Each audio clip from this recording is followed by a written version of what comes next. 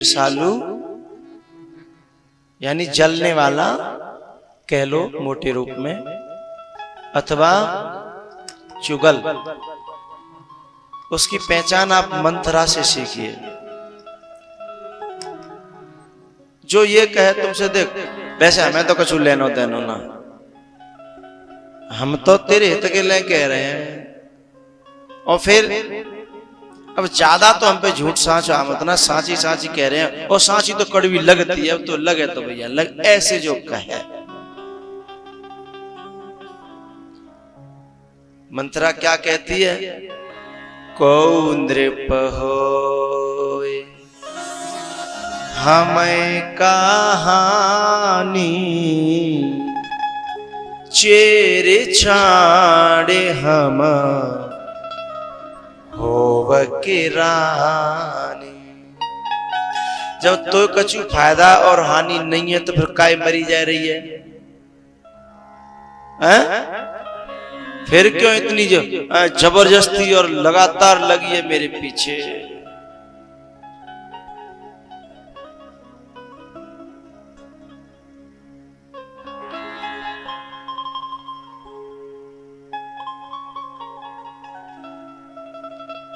को नृप होए हमें का हानि,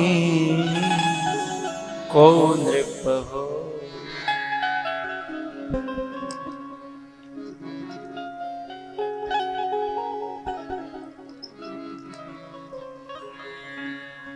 ऐसे व्यक्ति से थोड़ा सा दूर बैठा करो, नहीं तो छुआछूत का रोग है, बहुत जल्दी लगता है। कई में लग गया ना, थोड़ा सा संग किया और कई में रोग लग गया।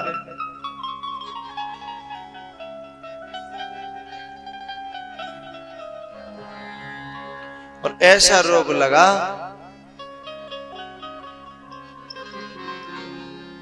कि पूरा बुद्धि का तख्ता ही पलट गया। जितने प्यारे लग रहे थे वे सब दुश्मन लगने लगे, और अकेली केवल मंत्रा प्यारी लगने लगी। दशरथ भी बेकार लग रहे हैं, राम भी, कौशल्या, सुमित्रा, सब अयोध्या, सब एक तरफ। अब तो केवल कौन प्यारी लग रही है? मंत्रा।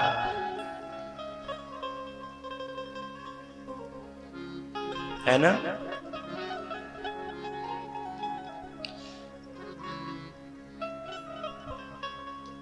तो मालूम पड़ जा कि ये व्यक्ति ऐसा है, तो जहां तक हो सके बचना, क्योंकि ये रोग ऐसा है, इसका इलाज बड़ा मुश्किल है। क्योंकि इस इलाज को करने से डॉक्टर भी घबराता है, क्योंकि डॉक्टर इस इलाज को करने जाता है तो खुद में भी इन्फेक्शन होने की संभावना रहती है। समझ रहे हो ना? खुद के भी इन्फेक्शन हो सकता है। इसलिए सदगुरु भी, संत भी ऐसे मरीज का इलाज करने से डरता है, फिर वो उससे दूरी बनाता है। और आप सबको भी मैं कह रहा हूं, यदि तुमसे कोई संत, कोई सदगुरु मानसिक दूरी बनाने लगे तो समझना कहीं हम असाध्य रोगी तो नहीं हो गए। वैसे उसमें भी इलाज होता है, उसमें भी, क्योंकि सांसारिक गुरु वैद्य में और ये सदगुरु वैद्य में एक अंतर होता है। क्योंकि सदगुरु जो वैद्य होता है वो दूर रखे या पास, इलाज चालू रखता है। और संसार के जो डॉक्टर और वैद्य होते हैं, जब तक उनके हॉस्पिटल में तब तक इलाज चालू रहता है केवल। हॉस्पिटल से निकलने के बाद इलाज खत्म। लेकिन इस आध्यात्मिक जगत में ऐसा नहीं होता। वो जहां भी रहता है वहीं से इलाज करता है, लेकिन दूरी इसलिए बनाता है कि ये रोग कहीं मेरे न हो जाए। है ना? जिन घरों में, जिन मनों में, जिन घटों में इस रोग के बहुत परमाणु होते हैं, तो वहां जाने से ही डॉक्टर का भी स्वास्थ्य खराब होता है।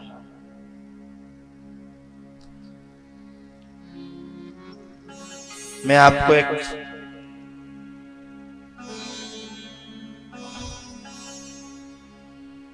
सीक्रेट बात है वैसे, लेकिन आपके काम आएगी। तो क्या सीक्रेट बता दूं?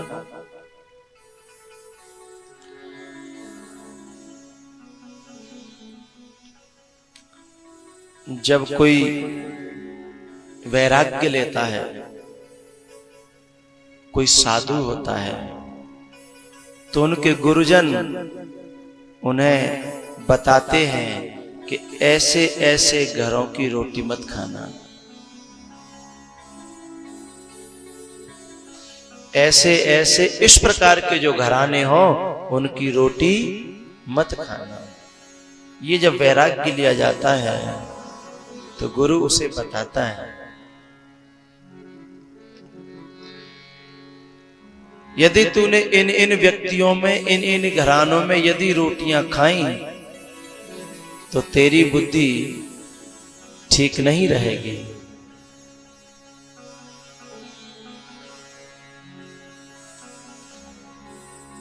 ये बताई तो हमें जाती है, लेकिन मैं आपको इसलिए कह रहा हूं कि यदि कोई संत, कोई साधु, कोई महात्मा तुम्हारे यहां प्रसाद पाने से कतराता है तो समझिएगा कहीं हम उन लक्षणों में तो नहीं। और यदि कोई साधु, कोई संत, कोई महात्मा जो पहले से परिचित है और तुम्हारे यहां मांग के रोटी खाता है तो समझना मेरे जैसा आंगन तो इंद्र का भी नहीं है साहब। इंद्र बापरो कौन? बापरो माने विचारो। उस आंगन के सामने तो ये इंद्र का स्वर्ग भी फीका है।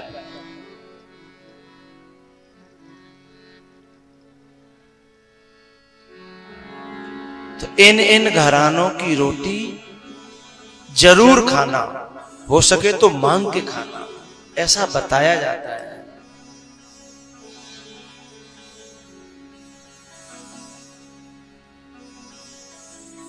तो ये छुआछूत का रोग है, ईर्ष्या, द्वेष, जलन, चुगली करने की जो आदत,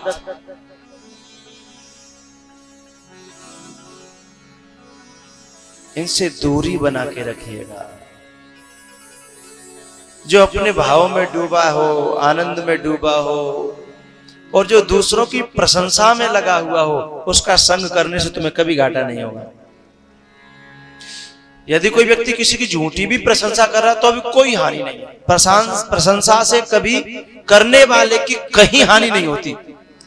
जिसकी हो रही है उसकी भले ही हो जाए, लेकिन जो कर रहा है उसकी कहीं भी किसी % में हानि नहीं है, क्योंकि वो उसके प्रति धन्यवाद व्यक्त कर रहा है?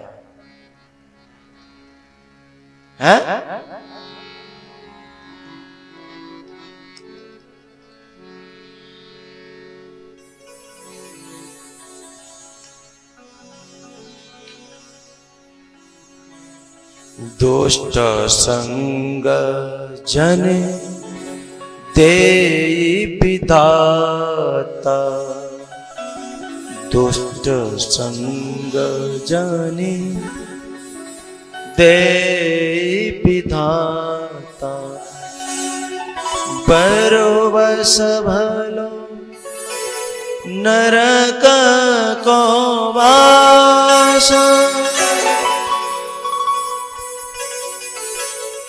उससे भला नरक का वास है।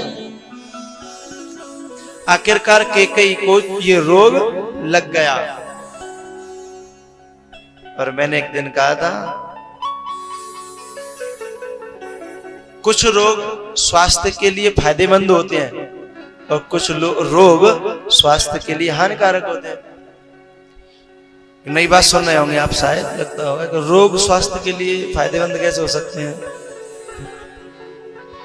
कुछ रोग स्वास्थ्य के लिए फायदेमंद होते हैं।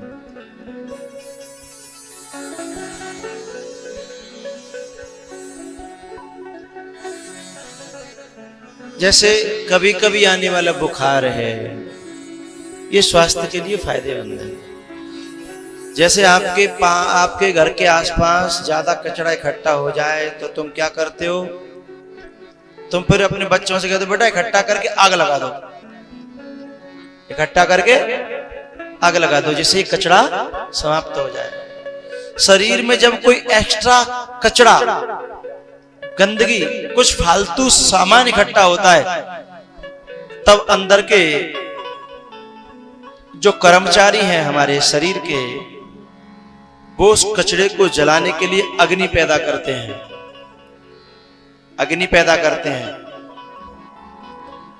जब तुम को बुखार आता है तो शरीर में क्या होता है? गर्माई होती है ना, अग्नि ही तो है, वो अग्नि है। बुखार 1-2-4 दिन जब रहे तो देशी उपचार करके उसे शांत करिए, उससे फायदा होगा, उससे घाटा नहीं होगा।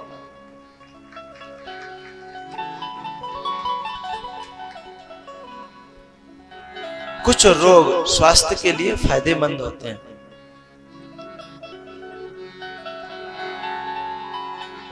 ऐसे ही कुछ रोग अध्यात्म स्वास्थ्य के लिए फायदेमंद होते हैं। तुम यहां जितने बैठे हो मुझे सब रोगी लगते हो, और तुम्हें रोग हो गया है, तुम्हें रोग हो गया है, चाहे बुढ़े हो चाहे जवान, लेकिन ये रोग बड़ा फायदेमंद है, इससे कोई घाटा नहीं है। थोड़ी सी परेशानी होती है, किसी का घर वाले नाराज होते हैं, किसी का कुछ थोड़ा सा बिजनेस छोड़ के आते हो तो उसमें भी थोड़ी है,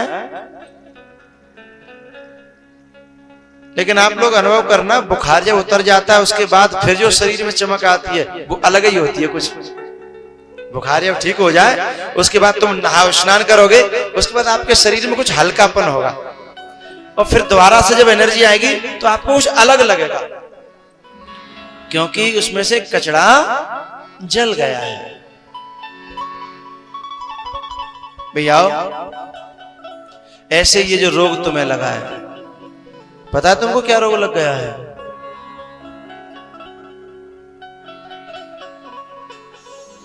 सब जानते हो, मुझे बताने की जरूरत नहीं है।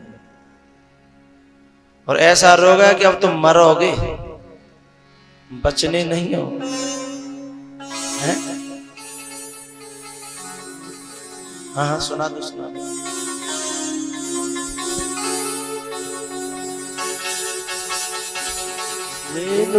ऐसे मत सुना, ऐसे सुना दो। इतने समझदार हैं कि सब समझ गए, समझ भी गए।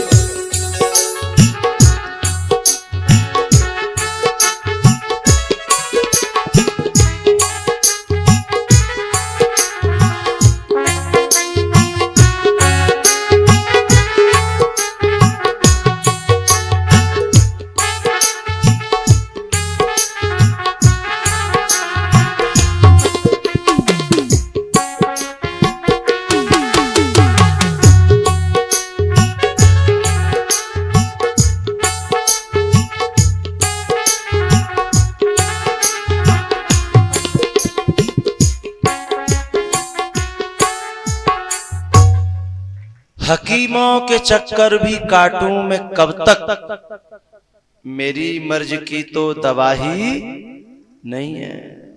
और मीरा क्या कहती है?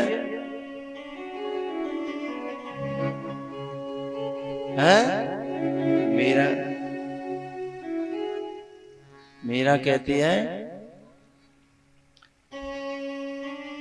दर्द तो मेरो तबई मिटेगो जब वैद संवरिया नहीं पता। मेरो दर्द न जाने कोई।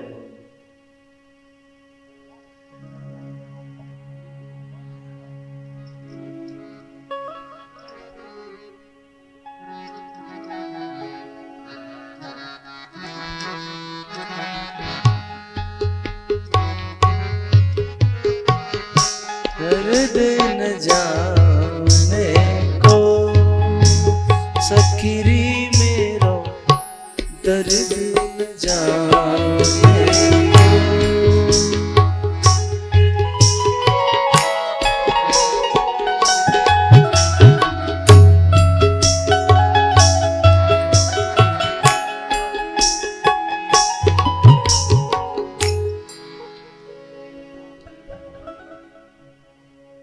हकीमों के चक्कर में काटूं भी तो कब तक, मेरी मर्ज की तो दवा ही नहीं है। तो कुछ रोग सेहत के लिए फायदेमंद होते हैं साहब, और कुछ रोग बहुत हानिकारक रहते हैं। तो ये छुआछूत का, वैसे छुआछूत का रोग तो ये भी है जो यहां तुम्हें लगा है, ये छुआछूत का ये भी। इनमें आकर के जो बैठ जाता है, कल हमारा ये प्रधान ने बताई थी कि कोई 1 घंटे के लिए आए थे, बोले हमको जाना है, आधा घंटे के लिए आए, बोले हमको थोड़ा जाना है। हमें निभा करके अपनी वो क्या कहते हैं व्यवहार, लेकिन फिर वो आपस में झगड़ा होने लगा कि नहीं अब नहीं जा रहे, अब नहीं जा रहे। रोग लग गया, रोगियों में बैठ गए तो रोग तो लगे।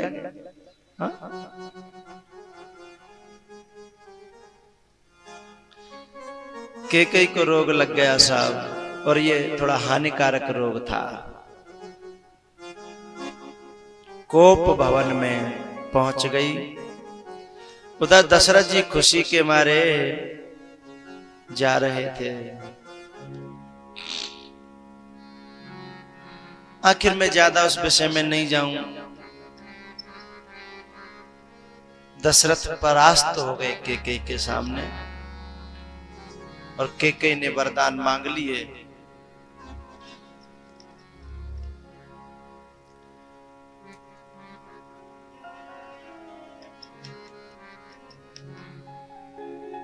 आज पहली बार अयोध्या में सूर्य निकलने की तैयारी हो गई, लेकिन दशरथ जी जगे नहीं है।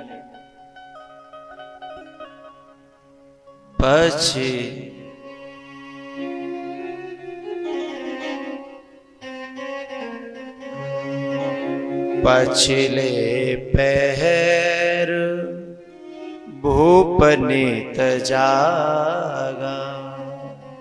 हमेशा रात्रि का चौथा पहर यानी सुबह की ब्रह्म मुहूर्त बेला, उसमें रोज जग जाते थे दशरथ। आज नहीं जगे, हंगामा हो गया पूरी अयोध्या में, क्या हुआ क्या हुआ। तब सुमंत्र जी को भेजा सीधे दशरथ जी के पास, तो हालत खराब थी, दशरथ जी की हालत खराब थी।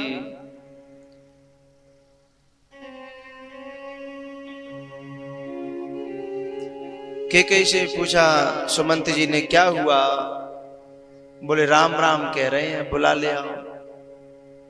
तब राम जी के दरबार में सुमंत जी गए, लेकर के आए। तब राम जी ने प्रणाम करके, दशरथ जी तो कुछ बोले ही नहीं पाए। मां से पूछा, तब मां ने बताया। राम जी बड़े खुश हुए।